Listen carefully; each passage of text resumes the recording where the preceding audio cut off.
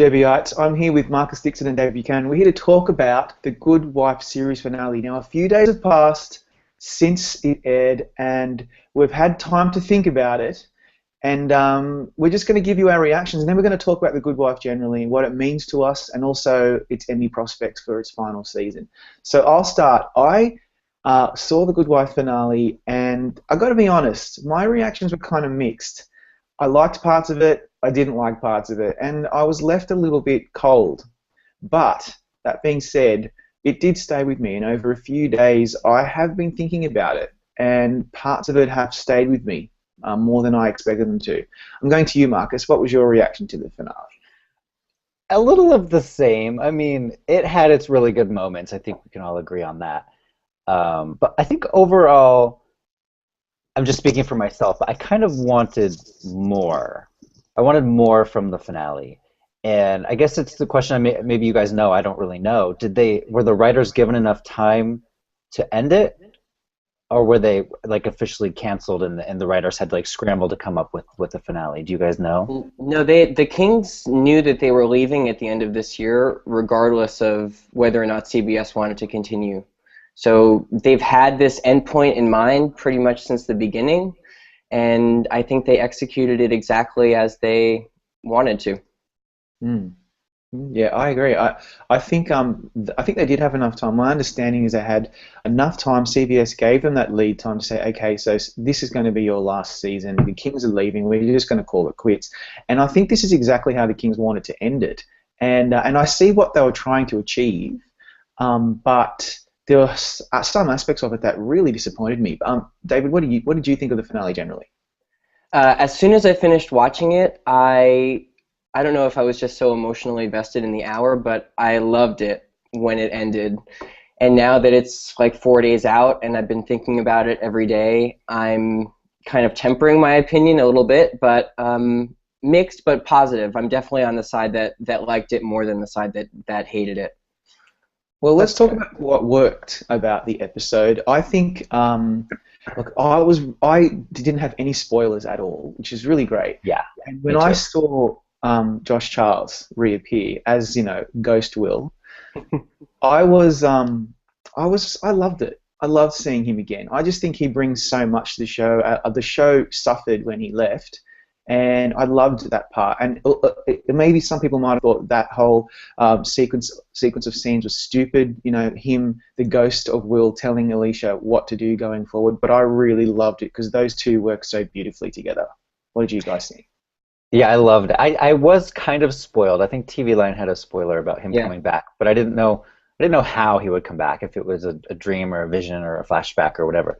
I do think they maybe overused him, which is weird because everyone wanted him to come back to the show, and now that he's back, I'm complaining we had too much of Will. But no, it was great. And I think the scene where I guess it was a dream of hers where she went through the door 3 times. The first time was Jason, then Peter, then Will. I think that was a really good moment. I mean, at the end of the day, The Good Wife was about Alicia and her work life and her family life and her love life. So there had to be something like that in the finale. David. Yeah, I thought I agree, Marcus. I thought there was maybe one scene too many with Will. The first few had such great impact, and then I really didn't think we were going to see him again, and maybe they just took it a little bit too far in that last scene in the apartment where he's literally instructing her on what to do. It was a nice moment of closure, but I just didn't expect to see him again, and I thought where they ended it earlier was just right. Mm-hmm. Yeah, they went to the well probably one time too many. I agree. Yeah.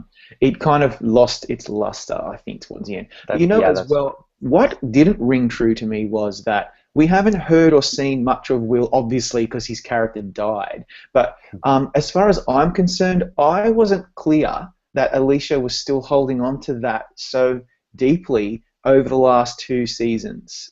She probably was, but it just seemed to come out of nowhere for me. And that's what do you think? Maybe I'm wrong. I think I disagree because, I mean, there was the whole storyline this year, I think it was January, February, where she found out that Eli had deleted the voicemail. Yeah. She really went into a funk for those episodes.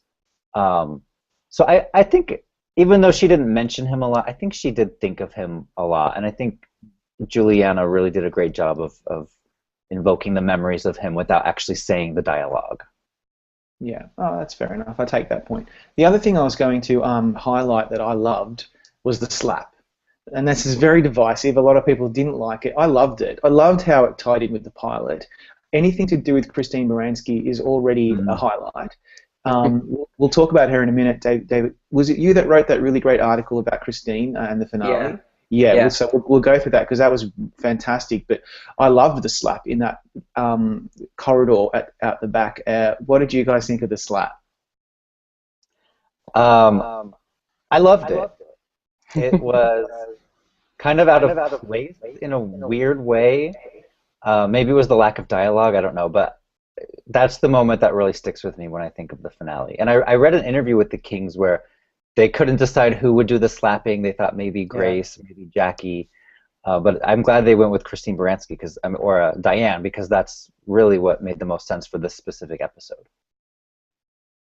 Yeah, I loved it too. I really loved it, and I think we were all expecting when they kept saying it was going to come full circle that we would see the press conference again and see something different in the press conference. But the slap, I never considered them revisiting a slap, and it was just such a kind of brilliant, unexpected way to end the series. So I loved it. I didn't love exactly how they got there throughout the course of the episode, but the moment itself was really impactful. Yeah. And I think the moment that actually impacted me more than the slap was when Peter reached for her hand and she turned away from him. I think that was even better, but no one's even talking about that. No one's talking about that. Was great because we all just want Peter to just go away. Yeah, it's not a great character. Chris Noth did a brilliant job of his character, but it's a character that we love to hate.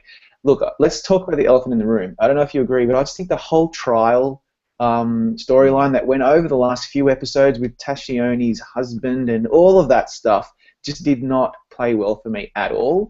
I just hated it. I really almost hated it. And to say this about one of my favorite shows of all time is really hard. But let's be negative for a minute. What did you guys think of the whole trial storyline? David, was it you in the forums that mentioned it should have been a trial about the election scandal? Is that you? I echoed that. I think there were some people that said it first in the forum, but there were numerous people in the forum saying this would have been the perfect opportunity to bring back that Peter rigged Alicia's state's attorney race and the election, and that could have been the trial at the end of the series and really involved Alicia more. It seems so obvious that they should have done that, and I can't for the life of me figure out why they did this instead. Yeah, it doesn't make sense. I mean, I'm not a super fan like you guys are. I don't really remember this murder trial at all. I don't even know if it was part of the show. I don't. Yeah. No. I don't remember it at all either. I don't think it was in an episode. It might have been, but if it was probably a generic case of the week, or it was entirely created new because I don't remember it at all. Yeah. Yeah, I really think they should have done the election scandal. Yeah. That would have been like a missed opportunity. It does. It's actually I'm just thinking about the forum posters because some of those guys and women in that thread are brilliant. They really know the show back to front. Like someone like Atypical, I think he or she, I don't even know who Atypical is. Sorry. They said that it should have been about the election fraud and has been saying that for a while. And I think it really would have rung true if it was about something to do with that rather than this murder trial that seemed to come out of nowhere. And the whole like all the scenes about it just didn't work for me. Even the actors that were brought onto the show, to play the characters in that storyline. Even Eli suffered. I think for me the only one that I really enjoyed, and I'd forgotten the actress's name, was the woman who plays Eli's daughter. She did really well out of it. But Sarah Steele. Yeah, thank you, David. So I'm really a little bit disappointed about that. And there's something else I want to talk about, and then I'm going to just open up to you guys in case I've missed something. But I want to talk about the other huge mammoth elephant in the room, and that is the complete just ignoring of Archie Panjabi. And I know why they did that. I get it. There's something weird happened on that set between her and Juliana Margulies. we're not allowed to talk about it, I guess. No one's ever going to bring it up. We might hear about it in years to come when they do a revival of the show or something. But one of our best forum posters, Graham O'Neill, has a really good post in that thread about the finale and the show generally, about how it just really rang false for many of us that she wasn't even referenced. She's such an important part of that show. Yeah, I think season 1, season 2, season 3, Kalinda was my favorite character by far. You know, the baseball bat, the leather boots. Yeah. Somewhere around season 4, I started being iffy on her, and then the whole BuzzFeed article came out about how they've never shared a scene together since halfway through season 4, I guess. And then I started paying attention to that, and it started affecting the way I was watching the show. And I don't know what happened, if we ever will find out or not, but it's probably a dark place in the show's history, is the whole what happened to Kalinda, what happened to Archie, because the show, I think, ultimately was not helped by that scandal. Yeah. David, what do you think? Yeah, and even it would have been great if they mentioned her in the finale, but there was that scene in the second to last episode where Alicia's kind of mock cross-examining Peter, and they start rattling off all the lovers that they've had, and they don't even mention her there, and that was like the big focal point of the Kalinda character, and it was like, oh, come on, like you can't even say the character name. Was really disappointing. Yeah, interesting. And Graham O'Neill, our poster, he even goes as far to say, do the Kings not even realize how important she is as a character to us as the audience? I mean, like, they brought on other characters to kind of take her place, and in the last season or two, we had Luca, who was a really great addition, and Jason, who I'll talk about in a minute. I didn't think he was a good addition. But, you know, Archie Panjabi was the first to win an Emmy. She was the favorite character for many people that I spoke to about the show, and to not even raise her. Can you imagine how you would feel if you were Archie Panjabi? I don't know. Maybe we just have to move on. But it really didn't. It didn't help. Right, and especially when. Oh, go ahead, Marcus. Sorry. I was just gonna say, especially when Josh Charles comes back, it brings back all those memories of the first, 4 or 5 seasons. So that made it almost worse in a way. I was just gonna say, I don't think the Kings don't care about the character, because she got a really, if not well crafted, they dedicated a lot of screen time to her character and her send off in the 6th season. I think there's just probably something really thorny in what happened backstage that tainted them even bringing the character back up. Yeah, I think you're right. And the son too. The son didn't show up there at the end. And I don't know if the actor's busy doing a movie. I mean, he did show up in that party episode, but I thought that was weird that he wasn't in the trial with Grace. Yeah, that didn't help either. But okay, so we have been a little negative, and which is positivity. Fine. Let's be positive, because it really hurts me to be so negative about The Good Wife. I, for one, just to speak for myself, have been banging on about The Good Wife for years, and when I first saw the pilot, I came to the show a little bit late. I remember that it was Tom O'Neill who said, Rob, you might like this show, you should give it a shot. And I thought, it's on CBS, it's not going to be something that I would like, and it's about a wife, and it's not going to be for me. That was completely wrong. I was totally in love with it from the very beginning. And let's talk about some of the positives about The Good Wife. Before we move on to the show generally, is there anything else about the finale that you guys want to raise? Yes, not the trial itself, but the interrogation of Gary Cole by Luca. Yeah. And Diane's face when that was going on, and then the walkout. That was probably the best moment of the whole season. It was just absolutely fantastic. And I know they had hinted about an affair very, very subtly with Megan Hilty and Gary Cole. But there is some confusion whether there was an affair or not, and I think this was confirmation of that when she just walked out, because she knew in her heart that he had an affair. Yeah, that lost me a bit. What did you think about that, Dave? I don't think, or I hope to think, that he didn't have an affair, because the relationship between Diane and Kurt was one of the really bright spots and less cynical moments of the show throughout its history. So I'm hoping it's not true, and I also don't see a basis in it plot-wise in terms of Luca and Alicia really wouldn't know for sure, and they were just using it as a ploy to undermine Kurt on the stand. So I'm hopeful that it's not true, and that's the way I'm thinking about it if I'm thinking of how the series goes. I hope not. It's one piece of hope that I'll hang on to from the finale. But something else I really like from the finale, just to kind of wrap up our talk about it, I like that Alicia ends up alone in terms of not picking a man, that she actually finally leaves Peter, and Jason was never a good match for her as a character. So I'm really glad that even though she chose to be with him and he kind of stood her up, that she doesn't end up with him either. I thought that was really the right way to end that character in the romantic side of the show. So I was happy about that. I thought that was the right choice.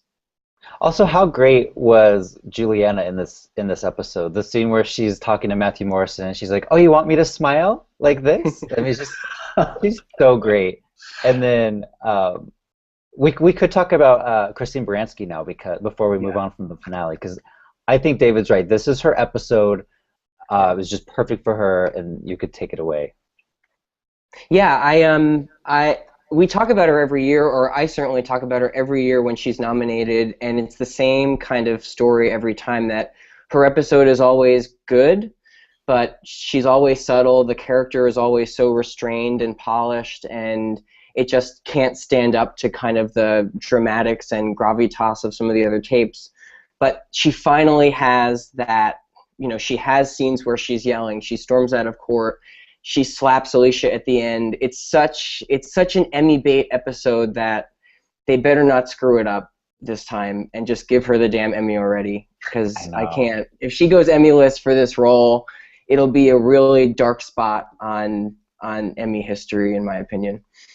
I was starting to worry too, because she didn't really have a quote Emmy episode this year. Yeah. So it's almost like the Kings were like, okay, we need Christine Baranski to win an Emmy. We're gonna write the best scenes for her in this episode. But it also could be Juliana's episode too if she gets back in. Yeah, I totally 100% agree with both of you. Christine Baranski's been nominated every single year, and A Good Wife actor has won every single year except for last year. Correct me if I'm wrong, but I think that's the fact. Yeah. So hopefully this year, the final year, that someone will win. Juliana's going to be really competitive, but I'm hoping for Christine Baranski. Everybody loves her. She's so popular as well, just generally amongst her peers, that she has a very good chance now that they have like an excuse to give her this award, given her performance in the finale, and just to say goodbye to Diane generally. So fingers crossed. But talking about the actors, if we want to move on from the finale and just talk about the show generally, that's one of the greatest things about The Good Wife. That's the legacy that it will leave, is the number of performances, the number of really A-plus actors that joined the show, either as recurring or guest stars, or just as cast members. And I could rattle names off for the next hour, but thinking of someone like Carrie Preston, who was a pretty good journeywoman actor. She was on True Blood and other shows, and she really made a name for herself on this show. She won an Emmy for it. Martha Plimpton won an Emmy. Someone like Anna Gasteyer, who was an SNL alum. When you said, in my opinion, I immediately think about her character, the judge, making everybody say, in my opinion, every single time they speak. Yes. And I love that. I love that. I'm very familiar with What to Do in Court, and that kind of thing is hilarious. So they're the three that I wanted to raise. They're all women. I don't think that's a coincidence. The women on this show really shone. Marcus, tell me, what actors did you love from the show? I'm blanking on her name. I hope you know it. Meryl Streep's daughter, the blonde. Mamie Gummer? Gummer, yeah. She's great. Every time she came on, the manipulation that went on with that character, so fun. Dennis O'Hare is probably my favorite judge. Judge Abernathy. I really like David Paymer in this episode, the finale, as the judge. I have to think. There was just so many judges. John Noble was a great guest star a few seasons back. Yeah. What about you, David?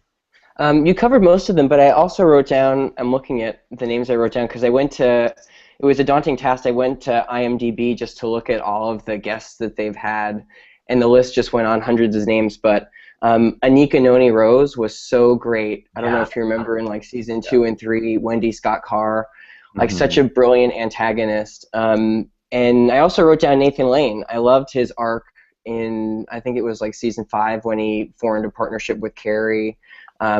I just thought that was great and really kind of against type role for him. Yeah. And they were so good at doing that, kind of casting against type and bringing out some really strong work in their guest actors. David Hyde Pierce just occurred to me. What a great arc that was. He should have won the Emmy, and he didn't even get nominated. That's how crazy that was a shame.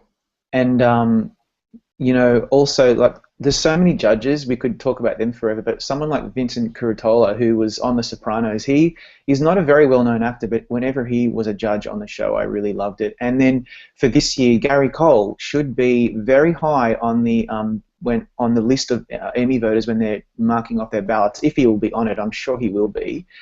He did a great job as Diane's now husband, and you know, he's been nominated for Veep, so I'm hoping that he might get nominated for this. Yeah.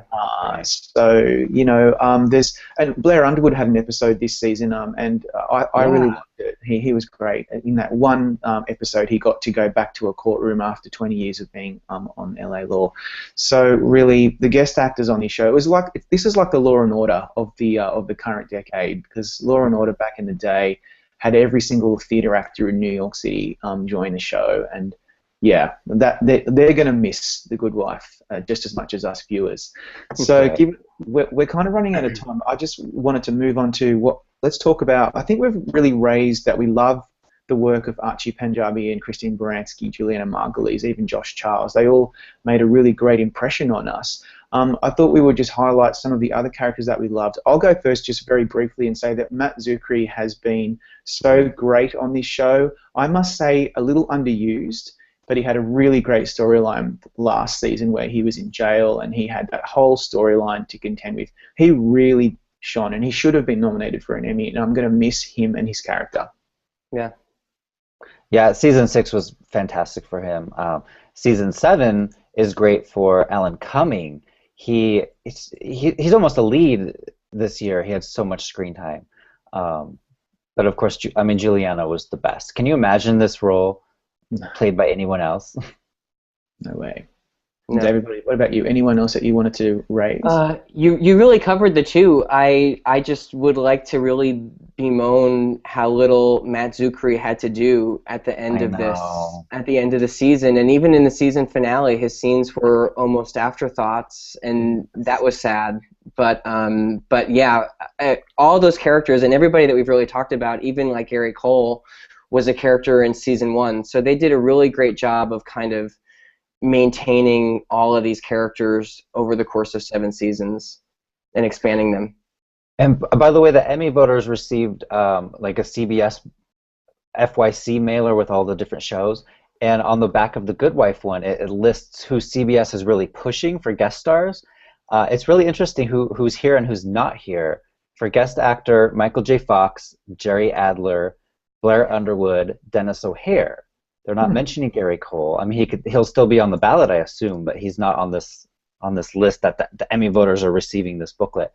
And guest actresses are Stockard Channing, Mary Beth Peil, they play the mothers, Sarah Steele, and Nikki M. James. Huh. Okay. Well, there you go.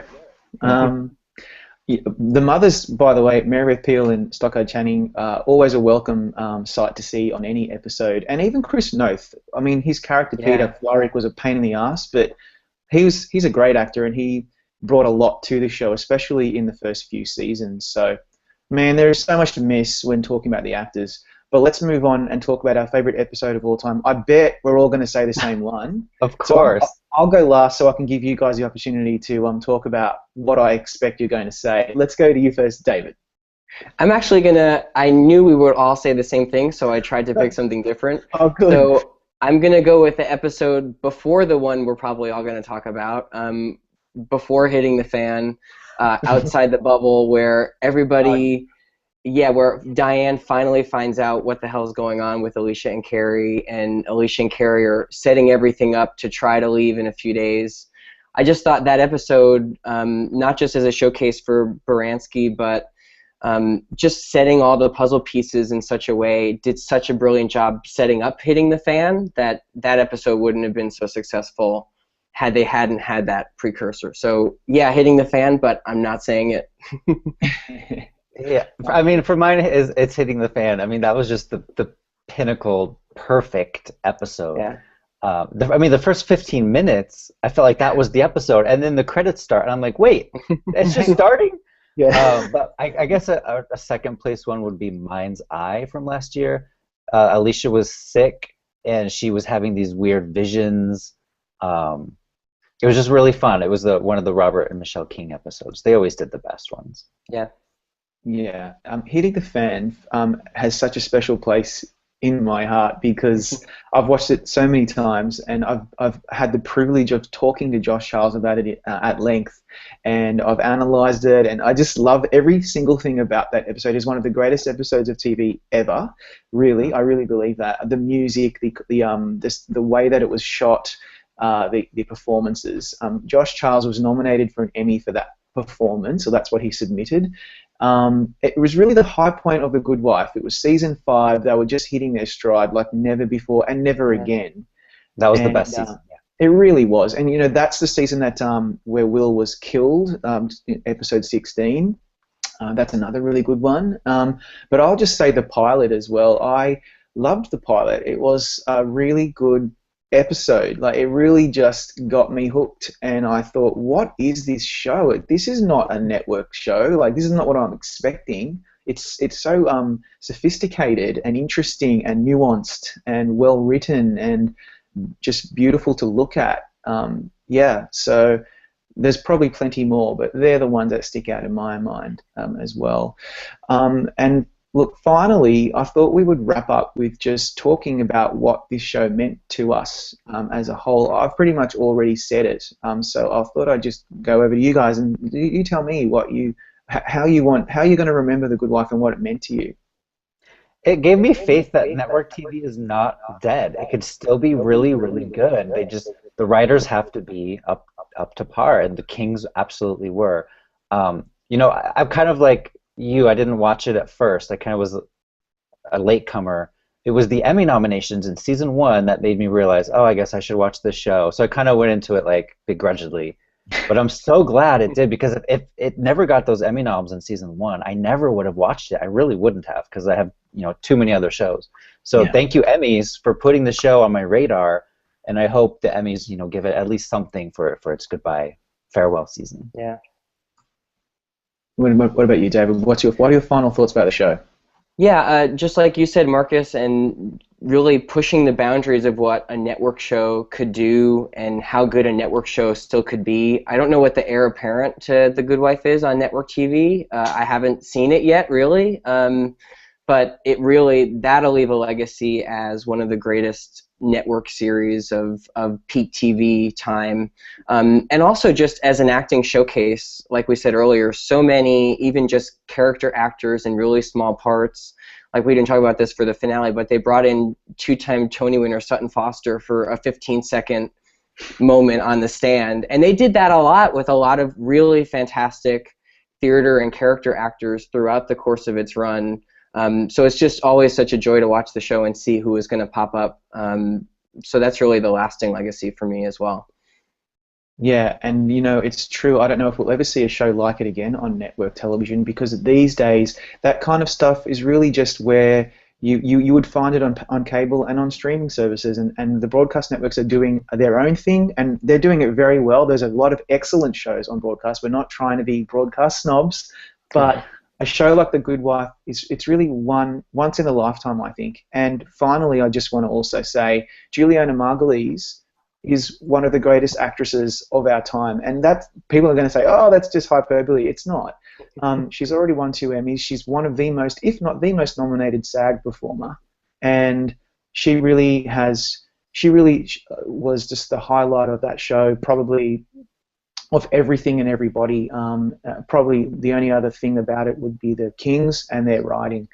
So we'll miss her most of all. Yeah, she won a 3rd Emmy too for ER. So she's, you know, she's great. But the Kings have a new show. I hope everyone watches it. It's coming out June 13th. It's called Brain Dead. So I hope, fingers crossed, it's as good as The Good Wife was. All right, guys. Thanks a lot for your time today, and we will no doubt be hearing more about The Good Wife as we get closer and closer to Emmy nominations. Thanks, guys.